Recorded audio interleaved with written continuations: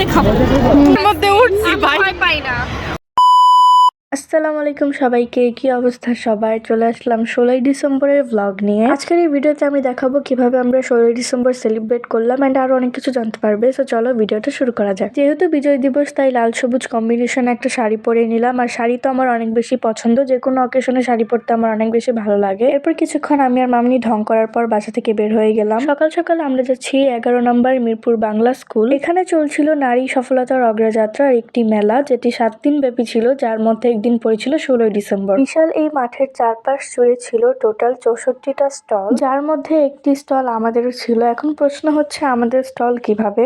আমাদের একটা বিজনেস আছে এন্ড সেটা হচ্ছে আমাদের অনলাইন পেজ জুয়েলারি হল। আমাদের পেজে তোমরা অনেক সুন্দর সুন্দর এবং ইউনিক প্রোডাক্ট পাবে। সিটি গোল্ড থেকে শুরু করে অ্যান্টিক, তারপর হচ্ছে অক্সিডাইজের ঝুমকা, চুড়ি, সবকিছু তোমরা এখানে পাবে। সবগুলো আইটেমের মধ্যে আমাদের মোস্ট ডিমান্ডিং আইটেম হচ্ছে আমাদের হ্যান্ডমেড চুড়ি। তোমরা যদি আমাদের পেজ জুয়েলারি হল ফলো দিয়ে রাখো তাহলে তোমরা জানতে পারবে আমরা কখন কোথায় মেলা করি বা আমাদের কি কি আইটেম আছে। কজ এরকম মেলা আমরা আরো অনেক করে থাকি অ্যান্ড আমাদের মেলায় তোমরা যদি আসতে চাও তাহলে অবশ্যই জুয়েলারি হলকে ফলো দিয়ে রাখতে হবে। দোকানে কিছুক্ষণ বসে থাকার পর আমি, মামুনি আর ভাইয়া বের হয়ে গেছি এখানে ছবি তুলতে। আমরা লোকেশন দেখতেছি, যেখানে ভালো হচ্ছে সেখানেই দাঁড়ায় দাঁড়িয়ে ছবি তুলতেছি। কত শাড়ি পরছি, ছবি তো তুলতেই হবে। এই স্কুলের ভিতরে অনেক সুন্দর সুন্দর জায়গা আছে ছবি তোলার, যার মধ্যে এটা হচ্ছে অনেক বেশি সুন্দর।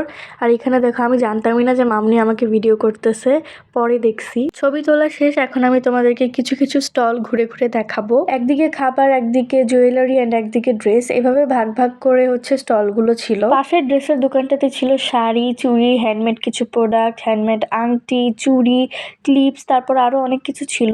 7 দিনে আমি এই মেলা থেকে অনেক কিছু কিনছি। যে কোনো মেলায় গেলে আমি সবার আগে দেখবো যে আমার পছন্দ মতো কিছু আছে কিনা বা আমার কেনার মতো কিছু আছে কিনা। এরপর পেলে আমি সেটা কিনে ফেলি অ্যান্ড পরে গিয়ে আবার আফসোস করি যে কেন এটা কিনলাম, টাকা নষ্ট, হ্যান তেন আরো অনেক কিছু। মেলার এক সাইডে ছিল এই দোকানটা, এখানেও হ্যান্ডমেড জিনিস আছে, তারপর বিভিন্ন ঘর সাজানোর জিনিস, খেলনা, স্টেশনারি, অনেক কিছু।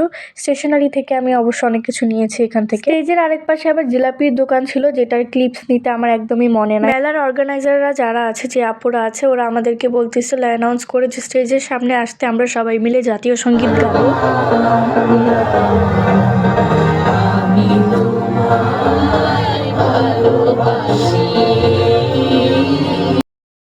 জাতীয় সঙ্গীত গাওয়া শেষ করে স্টলে এসে পড়েছিলাম। এরপর সন্ধ্যার দিকে আমি গিয়ে আবার চা নিয়ে আসছি, কজ মাথা ব্যথা করতেছিল। আমার আবার একবেলা চা না খেলে হচ্ছে মাথা ব্যথা করে, সারাদিনে একবার খেতেই হবে চা।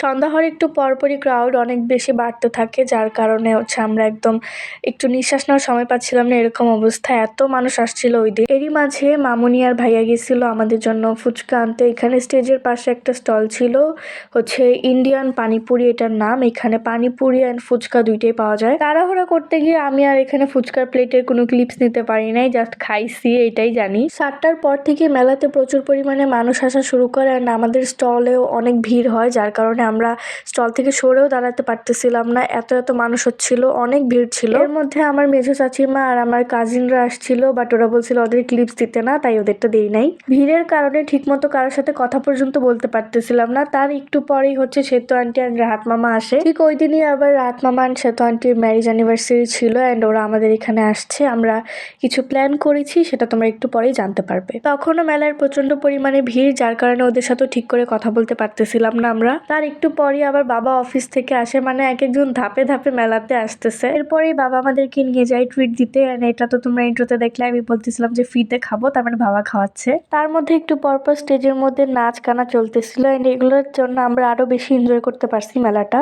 দেন আমরা এখানে আরো কিছুক্ষণ ঘোরাঘুরি করছি, নাচ গানা দেখছি, গান শুনছি। এরপর আমার কাজিনরাও চলে গেছিল আর আমি চলে আসছি স্টলে। তো 10টার একটু পরপর আমরা আস্তে আস্তে আমাদের স্টলটা ক্লোজ করতে থাকি, কজ আমাদের মেলার টাইম শেষ। স্টল ক্লোজ হলে কি হবে, বাট আমাদের বিজয় দিবসের চ্যাপ্টার এখনো ক্লোজড হয় নাই। আমরা উঠে পড়লাম গাড়িতে, এখন যাচ্ছি 300 ফিটের দিকে, কজ শ্বেত আন্টি আর রাহাত মামা আমাদেরকে আজকে দিবে ট্রিট। আন্টি আর মামা আমাদেরকে আগেই বলেছিল যে আমাদেরকে ট্রিট দিবে, সো আমরা 300 ফিটটা চুজ করি, কজ নাইট হ্যাং আউটের জন্য এই জায়গাটা বেস্ট। দেখতে দেখতে আমরা পৌঁছে গেলাম 300 ফিট অ্যান্ড এখানে এসে দেখি প্রচুর পরিমাণে ক্রাউড, কজ বিজয় দিবস ছিল আজকে, সারাদিন শুধু ভিড়ের মধ্যেই কাটতেছে। দেন হাঁটতে হাঁটতে চলে আসলাম আমরা নীলা মার্কেটের এই সাইডটাতে, যেখানে সুন্দর সুন্দর অনেক মজার মজার রাইডস আছে। নীলা মার্কেটের এই সাইডটাতে আমরা এই নিয়ে 2বার আসলাম, এর আগের বারও একবার আসছিলাম, বাট তখন হচ্ছে এই লাইটিং এর ডিজাইনটা ছিল না, এটা নতুন করা হয়েছে আর আমার কাছে এটা অনেক সুন্দর লাগছে। এখানে আসার পর আমাদের সবার মন এত ভালো হয়ে গেছে যে আমরা নাচানাচি শুরু করে দিছি।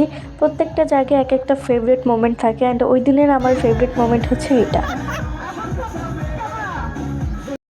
দেন পাগলামি বন্ধ করে এখানে একটু স্থির হয়ে দাঁড়াইলাম, কিছু ছবি তুললাম, ভিডিও ক্লিপস নিলাম, আম্মুর সাথেও ভিডিও করলাম। এক পাগলামি বন্ধ হওয়ার পর আরেক পাগলামি শুরু করছি, সেটা হচ্ছে আমরা এখন এই চরকিতে উঠবো। আমি আগের বারে উঠছি, আমার কাছে রাইডটা অনেক বেশি ভালো লাগছে। আগের বার আমার কাজিন ছিল, এবার সেতু আন্টি আর মামুনি আমার সাথে যাবে। বাকি কারো ইচ্ছা ছিল না, তাই আমরা 3জনই উঠে পড়ছি একটাতে। আগের বারের থেকে এইবার এটা অনেক বেশি স্পিডে হচ্ছে ঘুরাইছে, যার কারণে একটু ভয় পাইছিলাম। বাট আমি ইন্ট্রোতে কি বলছি যে আমি ভয় পাই না, আমার তো হাইট ফোবিয়া আছে, তাও আমি নির্লজ্জের মতো এটাতে বারবার উঠি। দেন ওইখানে কিছুক্ষণ ফান করার পর আমরা চলে আসি খাবারের সাইডটাতে আর এক্সপ্লোর করতেছিলাম যে কোনটা বেশি ভালো হয়। এক্সপ্লোর করতে করতে আমাদের চোখে পড়ে বিসমিল্লা পিঠাঘর। এখানের পরিবেশটাও বেশ ভালো ছিল, যার কারণে আমরা এখানেই বসি। এখানে ছিল চিতই পিঠা, রুমালি রুটি, চাপড়ি, ভাত, খিচুড়ি সবই ছিল। এখানের সব দোকানগুলোতে তো সেমই আইটেম, শুধু পরিবেশ এন্ড খাবারের টেস্টটা হচ্ছে ডিফারেন্ট হয়। এন্ড এই হচ্ছে 300 ফিটের বিখ্যাত তরকারি, সেটা হচ্ছে হাঁসের মাংস, যেটা খাওয়ার জন্য দূর দূর থেকে মানুষ আসে, যেমন আমরা এই মিরপুর থেকে 300 ফিট চলে আসছি। দেন কিছুক্ষণ ওয়েট করার পরে আমাদের সবার খাবার চলে আসে। আমি, মামুনি আর ভাইয়া খিচুড়ি নিয়েছিলাম এন্ড বাকি সবাই রুমালি রুটি খাইছে।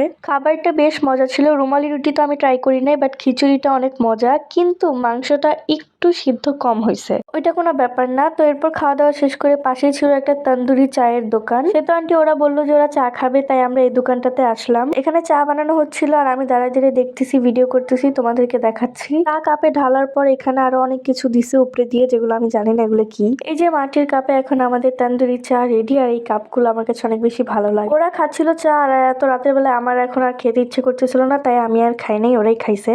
চার দোকানের পিছনে ছিল এই মাটির জিনিসের দোকানটা। এখানে অনেক কিছু ছিল, মাটির প্লেটস, তারপর কাপ, পিরিচ, বাটি, ব্যাংক, অনেক কিছু মাটির জিনিস আমার অনেক বেশি পছন্দ। এই জন্য আমি একটা কাপ নিয়ে দাঁড়াই গেছি এখানে অ্যাস্থেটিক ছবি তুলতে। সবকিছু শেষ, এখন আমাদের বাসায় যাওয়ার পালা। সো আজকের এই ব্লগটা আমি এখানেই শেষ করতেছি। তোমাদের কাছে কেমন লাগলো আমাদের 16ই ডিসেম্বর সেলিব্রেশন? যদি ভালো লেগে থাকে তাহলে অবশ্যই চ্যানেলটাকে সাবস্ক্রাইব করে দিও অ্যান্ড ভিডিওটাতে একটা লাইক দিয়ে দিও। এখন আমি বাসায় যাই। Thanks for watching.